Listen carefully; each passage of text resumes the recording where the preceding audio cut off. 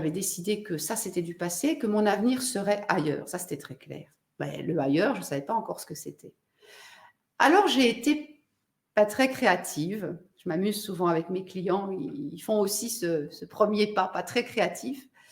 Je me suis mis à chercher le même job, mais dans une petite entreprise. Je l'avais fait dans une grande, j'avais aimé, c'était super et tout, et j'allais le faire le même dans une petite, pas très créatif, hein.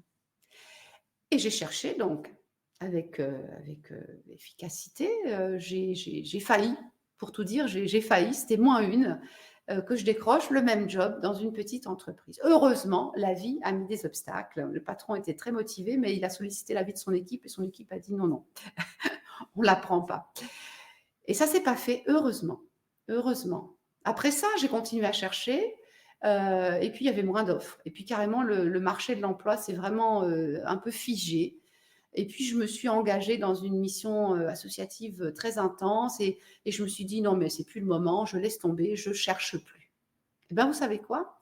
Quand j'ai dit: «Stop, je cherche plus», et ben voilà, il y avait du vide, il y avait de l'espace et quelques jours plus tard, sur un quai de gare, j'ai eu une révélation. Ah non, mais en fait, c'est pas ça que je veux faire.